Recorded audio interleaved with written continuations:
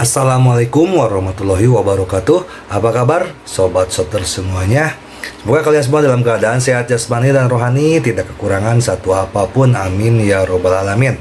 Mengendarai harimau menjauh dari gunung, bab 5936 sampai bab 5945. Saat ini, Yun Ruge, yang diam-diam mengamati Villa Wan Liu di seberang gunung, melihat bayangan hitam terbang keluar dari villa, diikuti oleh Paman Chang Seng, kepala 4 bangsawan. Apa yang tidak disangka Yun Ruge adalah bayangan hitam di kepalanya berlari ke arahnya, dan Chang Sengbo mengejarnya dengan pedang kayu di satu tangan dan jubah Tao di tangan lainnya. Dia bahkan bisa mendengar raungan Paman Chang Seng, "Nak, tolong serahkan cincin itu jika kamu bijaksana. Kalau begitu beritahu aku di mana Lin Waner bersembunyi. Jika suasana hatiku sedang baik, aku bisa mengampuni nyawamu untuk sementara waktu saat ini. Jika tidak, tunggu sampai aku menangkapmu. Aku akan membunuhmu." Ye Chen memarahi tanpa menoleh ke belakang. "Kamu anjing tua, jangan berhenti menggonggong. Kamu sudah sangat tua sehingga kamu bahkan tidak tahu apakah kamu bisa masih mencari nafkah. Namun kamu berani bicara omong kosong di sini. Apa yang kamu inginkan? Cincin? Temui ayahmu dulu, Yun." Ruge tertegun sejenak. Cincin Lin Waner. Apakah Paman Chang Seng menemukan cincin Lin Waner? Atau apakah cincin Lin Waner ada di tubuh pria berbaju hitam? Tepat ketika Yun Ruge merasa ngeri, sekelompok besar orang diusir dari villa. Setelah orang-orang ini mengusir mereka, mereka melihat pria berbaju hitam dan Chang Sengbo berlari ratusan meter dengan kecepatan tinggi, dan untuk beberapa saat mereka tidak tahu harus berbuat apa. Melihat orang-orang ini, Yun Ruge semakin terkejut. Keluargaan masih hidup. Sebelum pria berbaju hitam itu tiba, Paman Chang Seng masuk setidaknya 1 menit. Mengapa dia tidak menyerang keluargaan begitu saja? Lama, dengan kekuatannya, membunuh orang seperti keluargaan tidak akan memakan waktu paling lama setengah menit. Pada saat ini, anggota keluargaan yang mengejar mereka semua sangat cemas. Mereka tidak bodoh, dan tentu saja tahu bahwa Ye Chen dengan sengaja mengucapkan kata-kata yang tampaknya tidak berperasaan tadi. Sebenarnya, untuk memancing lelaki tua pembunuh itu dan menyelamatkan hidup mereka. Wanita tua itu sangat cemas sehingga dia hanya menyeka air matanya dengan lengan bajunya, dan matanya kembali berkaca-kaca. Dia meraih tangan lelaki tua An Qishan dan berteriak, "Qishan, apa yang harus aku lakukan jika sesuatu terjadi pada Chener? Beraninya aku memiliki wajah untuk melihat Cheng Qi dan Chang Ying di masa depan?" Orang tua itu tidak bisa menahan tangisnya, dan berkata dengan sedih dan menyesal, "Ini semua salahku, ini semua salahku.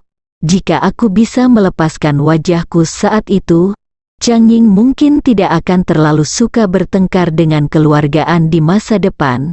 Jika aku bisa melepaskan wajahku saat itu, jika Cheng Qi ditemukan, dia dan Chang Ying tidak akan berakhir di Jinling setelah mereka meninggalkan keluarga Ye." Saat dia berkata, lelaki tua itu melanjutkan, "Chener telah menghindari kita selama bertahun-tahun, tentu saja karena dia tidak bisa memaafkan kita. Tapi meski begitu, Chener He tetap berdiri untuk menyelamatkan kita dari api dan air lagi dan lagi. Sebagai seorang kakek, saya sangat malu dan menyesalinya. Saya menyesalinya." Li Yalin berkata dengan ekspresi yang sangat tegas saat ini, "Paman An, Tuan Ye memiliki kekuatan untuk mencapai surga. Saya yakin dia akan melakukannya. Akan baik-baik saja, prioritas utama saat ini adalah memindahkanmu ke tempat yang aman dulu. Orang tua itu bertanya dengan ekspresi terkejut di wajahnya. Apa katamu, Tuan Ye? Yalin, kamu idiot sudah mengenalku untuk waktu yang lama, Jenner. Tapi kamu tidak pernah memberitahuku, kan? Li Yalin berkata dengan malu-malu, Paman An, ceritanya panjang. Aku akan menjelaskannya kepadamu pelan-pelan sebentar lagi. Sambil berkata ini, katanya dengan suara yang memekakkan telinga, suara siulan terdengar lagi. Semua orang melihat ke atas dan melihat helikopter lain melaju dari sisi lain gunung. Helikopter ini jelas lebih besar dari yang barusan. Helikopter itu menukik jauh-jauh dan mendarat dengan sangat cepat di ruang terbuka di depan villa. Sebelum badan pesawat berhenti, seorang pria paruh baya membuka pintu kabin dari dalam dan bergegas di luar dengan seluruh kekuatannya, melambai. Pria paruh baya ini adalah Hong Wu. Sejak Ye Chen memberitahu Li Yalin apa yang dia katakan tentang Lin Waner, dia sudah memikirkan rencananya untuk malam ini. Dia pertama kali meminta Chen Zekai untuk membantu mendapatkan pengawasan publik terhadap Wan Liu Villa. Dia duduk di helikopter dan memantau pergerakan Wan Liu Villa secara real time. Hanya butuh 2 atau 3 menit baginya untuk terbang dari pemandian air panas Camp Elises ke Willow Villa. Dalam 2 atau 3 menit ini, pengawal dan panti jompo Anjia dapat membantu menunda sebagian, dan sisanya akan diserahkan kepada Li Yalin dan mantra penyelamat hidup yang dia berikan kepada Li Yalin. Dia percaya bahwa selama Li Yalin mengucapkan mantra untuk menyelamatkan hidupnya, dia akan dapat menunda pihak lain untuk sementara waktu. Dalam hal ini, dia pasti akan tiba. Dan Ye Chen juga tahu betul bahwa meskipun dia tiba, dia tidak akan bisa bertarung sampai mati dengan pihak lain, karena begitu dia mulai bertarung di villa, keluargaan dan Li Yalin pasti akan mati. Jadi dia punya menggunakan cincin itu untuk menarik perhatian penuh pihak lain. Ini memberi Anjia dan Li Yalin kesempatan untuk mengungsi. Misi Hong Wu adalah berangkat langsung ke villa di Wan Liu Villa untuk menjemput keluargaan 3 menit setelah Ye Chen lepas landas, tanpa menunggu kabar atau pemberitahuan apapun. Sekarang tampaknya setiap langkah perkembangan berkembang ke arah yang dibayangkan oleh Ye Chen. Saat ini, keluargaan tidak dapat mendengar apa yang dikatakan Hong Wu di bawah deru baling-baling besar, tetapi mereka memahami gerakan Hong Wu dan menyuruh mereka untuk segera naik helikopter.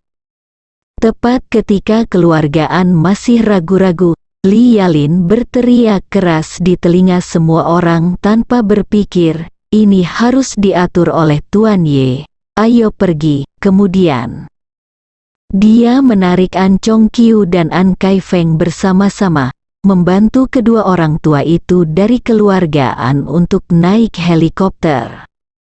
Dalam waktu kurang dari 1 menit, semua orang selesai naik ke pesawat, dan helikopter segera terangkat dengan kasar dan dengan cepat menghilang ke dalam malam dalam posisi seperti menyelam. Pada saat ini, Chang Sengbo mendengar suara gemuruh besar di belakangnya dari jauh ke dekat, dan kemudian dari dekat ke jauh lagi. Dia mungkin menebak apa yang terjadi di belakangnya, tetapi dia tidak lagi mempedulikannya saat ini. Sejak dia memutuskan untuk mengusir Ye Chen, dia tidak lagi peduli dengan hidup dan mati keluargaan. Baginya, Tidak masalah meskipun keluargaan melarikan diri. Dia hanya melihat cincin di tangan Ye Chen. Selama dia mendapatkannya, dia tidak peduli apa yang dilakukan keluargaan dan keluarga Ye. Dia adalah kepala kedua dari masyarakat Poking.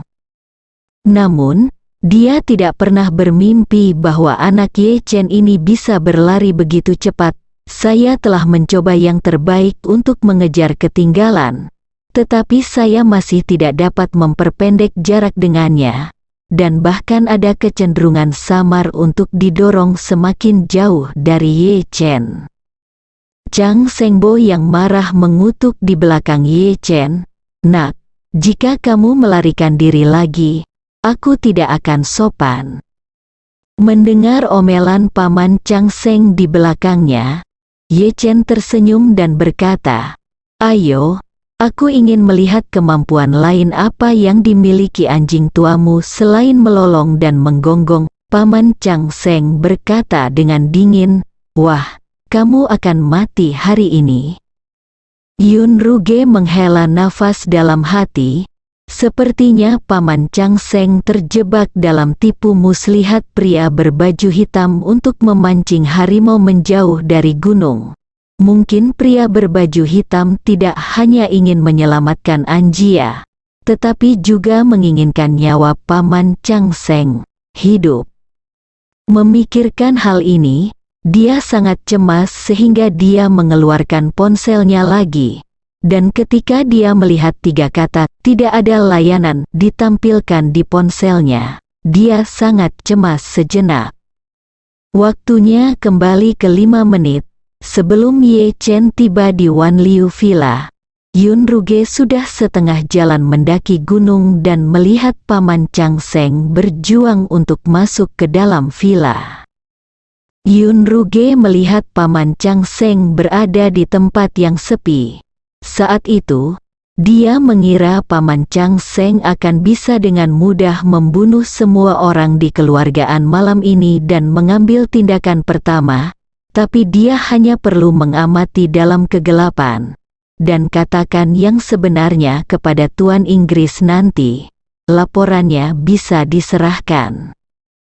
Namun dia tidak pernah menyangka bahwa saat Chang Sengbo memasuki villa, sebuah helikopter menderu dari ujung lain gunung dengan kecepatan yang sangat cepat dan terbang langsung ke villa di tengah villa Wan Liu. Tepat sebelum dia mengetahui siapa yang akan datang ke Wan Liu Villa dengan helikopter saat ini, bayangan hitam melompat keluar dari helikopter yang menderu-deru. Kuncinya saat itu helikopter masih dalam kondisi menukik dan turun dengan cepat, sangat cepat, dan masih berada puluhan meter di atas permukaan tanah. Namun, saya tidak menyangka bahwa tubuh pria tersebut akan tetap berada di sana, menjadi stabil setelah melompat, mendarat dengan kuat di tanah. Saat pria itu mendarat, helikopter segera berhenti dengan seluruh kekuatannya, dan bayangan hitam itu bahkan tidak memiliki setengah penyangga dan langsung menuju ke villa. Hanya melihat aksi melompat pria itu dan penampilannya yang tidak terpengaruh setelah mendarat, Yun Ruge segera menyimpulkan bahwa pria ini pastilah seorang master, dan seorang master yang mahir dalam energi spiritual. Pada saat itu, jantungnya berdetak kencang, dan pikiran pertama yang terlintas di benaknya adalah masih ada musuh yang kuat di Jinling, dan dia harus segera memperingatkan Paman Chang Seng. Namun tak lama kemudian dia berpikir bahwa dia diperintahkan oleh Tuan Inggris untuk secara diam-diam mengawasi Paman Chang Seng. Jika dia memperingatkan Paman Chang Seng saat ini, itu sama saja dengan mengkhianati Tuan Inggris. Jadi, pada saat itu, dia tanpa sadar mengeluarkan ponselnya dan berencana untuk segera melapor kepada guru Inggris. Tetapi ketika dia mengeluarkan ponselnya, dia menemukan bahwa ponselnya berada di tengah gunung dan tidak ada sinyal. Yang tidak dia ketahui adalah bahwa pada saat ini, helikopter yang telah diangkat ke ketinggian 1 atau 2000 meter dan melayang tepat di atas Wanliu Villa telah menyalakan peralatan pengacau berkekuatan tinggi yang telah disiapkan sebelumnya. Karena terus-menerus mengganggu di tempat-tempat tinggi, apalagi Wanliu Villa, bahkan dalam radius 3 hingga 5 km, sinyal ponsel dapat mengalami gangguan yang kuat, dan tidak ada jaringan yang dapat tersambung. Pada saat yang sama, adik laki-laki yang diatur oleh Hongwu juga telah memutus kabel optik komunikasi Wanliu Villa di kaki gunung, menyebabkan semua kabel telepon dan jaringan kabel Wanliu Villa terputus. Ini adalah pengaturan khusus Ye Chen. Dia tidak tahu apakah Earl dari masyarakat Po King memiliki semacam hubungan satu arah dengan Tuan Inggris mereka. Bagaimana jika dia memiliki semacam peralatan di tubuhnya yang dapat mengirimkan informasi ke Master Inggris secara real-time, bahkan secara real-time, mengirimkan audio dan video merupakan potensi ancaman bagi diri Anda sendiri. Tapi Ye Chen tidak menyangka pengaturan inilah yang membuat Yun Ruge, yang bersembunyi di kegelapan, tiba-tiba menjadi pasif. Dia tidak bisa memberitahu Chang Shengbo atas inisiatifnya sendiri. Dia juga tidak bisa melaporkan atau meminta keputusan Master Inggris itu. Jadi dia hanya bisa menekan kegugupan batinnya dan memutuskan untuk mengamati dalam kegelapan terlebih dahulu. Dan ketika dia berada dalam dilema, Master Inggris yang jauhnya ribuan mil juga menatap informasi posisi yang dikirimkan kembali dari jarak ribuan mil. Di layar di depan British Master, ditampilkan peta satelit definisi tinggi Wanliu Villa. Berdasarkan data terbaru dari Google, peta satelit yang dilihat British Master baru saja diambil dan diperbarui bulan lalu. Foto satelit adalah diambil pada siang hari, dan kejernihannya sangat tinggi sehingga Anda bahkan dapat melihat setiap ubin di lantai atas villa. Mengandalkan peta satelit definisi tinggi, ditambah dengan posisi satelit Chang Shengbo dan Yun Ruge yang tepat, peta di depan British Master dengan jelas menunjukkan dua titik koordinat yang menarik perhatian, satu merah dan satu kuning. Di antaranya, titik koordinat kuning berhenti di lereng bukit di sisi barat Wanliu Villa.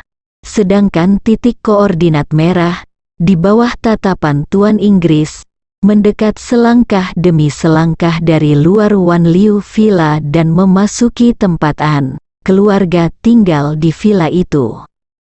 Kedua titik koordinat ini adalah posisi real-time dari Chang Shengbo dan Yun Ruge. Titik koordinat berkedip 2 kali per detik, dan setiap kilatan mewakili pembaruan koordinat terkini. Dengan kata lain, posisi real-time keduanya akan diperbarui 2 kali setiap detik ke terminal pemantauan tempat Master Inggris berada. Selain itu, sistem penentuan posisi mereka menggunakan peta presisi tinggi paling profesional saat ini, dengan akurasi posisi pada tingkat sentimeter, dan kesalahan sebenarnya tidak melebihi 10 sentimeter. Ketika Tuan Inggris melihat tanda merah Chang Shengbo memasuki gerbang villa dengan matanya sendiri, dia tahu bahwa Chang Shengbo telah masuk. Selain itu, Master Inggris saat itu juga percaya bahwa dalam beberapa menit, keluargaan akan menjadi jiwa Chang Shengbo yang dirugikan. Tetapi ketika Tuan Inggris sedang menunggu Chang Shengbo mengirimkan kembali kabar baik tentang kemenangan, 2 titik koordinat yang telah menyala tiba-tiba padam. Perubahan mendadak ini mengejutkan Tuan Inggris, dan hatinya tiba-tiba bergetar. Hilangnya titik koordinat menandakan bahwa transmisi informasi antara pihak lain dan diri Anda sendiri telah terputus. Namun, kedua ponselnya telah dimodifikasi secara khusus dan stabil seperti perlengkapan militer. Selama ponsel memiliki daya, ia dapat mengirimkan sinyal ke pangkalan secara bersamaan melalui jaringan komunikasi dan jaringan satelit. Jika Anda berada di dalam ruangan dan tidak ada sinyal satelit, selama ada jaringan komunikasi, Anda dapat memastikan transmisi waktu nyata. Jika Anda berada di hutan belantara dan tidak ada jaringan komunikasi, selama ada sinyal satelit, Anda juga dapat memastikan efek transmisi. Dapat dikatakan bahwa selama Anda tidak membawa ponsel Anda ke dalam terowongan pegunungan atau bunker bawah tanah yang bahkan tidak memiliki sinyal ponsel, transmisi antara ponsel tersebut dan pangkalan tidak akan pernah terputus. Namun situasi saat ini adalah begitu Chang Sengbo memasuki pintu villa, sinyalnya terputus. Itu saja, karena mungkin saja pihak lain baru saja masuk ruangan dan kehilangan sinyal satelit, dan sinyal ponsel juga hilang untuk sementara. Namun, Yun Ruge selalu berada di luar ruangan dan bahkan tidak bergerak. Dan sinyalnya berakhir pada saat yang sama, jelas ada sesuatu yang salah. Yun Ruge yang gelisah menduga bahwa sinyalnya mungkin telah dirusak oleh helikopter di langit, tapi dia sama sekali tidak berdaya melawan helikopter yang berada ribuan meter di atas tanah. Dia juga memikirkan apakah akan segera pergi dari sini, sebisa mungkin keluar dari jangkauan gangguan helikopter, dan kemudian melapor ke British Master. Tetapi ketika dia mengira Paman Chang Seng mungkin telah jatuh ke dalam perangkap orang lain, jika dia pergi saat ini, akan sulit untuk menjelaskan apakah penguasa Inggris mengira dia telah melarikan diri dari medan perang. Justru karena itulah dia menunggu sampai sekarang. Pada saat ini, melihat Paman Chang Seng berlari mengejar pria berbaju hitam semakin dekat dengannya, dia tidak bisa menahan diri untuk berpikir, saat ini, saya tidak dapat menghubungi guru Inggris, dan saya tidak tahu betapa kuatnya pria berbaju hitam itu. Jadi kita tidak bisa terburu-buru membantu Paman Chang Seng. Sepertinya kita hanya bisa mengikuti dengan tenang dalam kegelapan dan menunggu dan melihat apa yang terjadi, bersambung.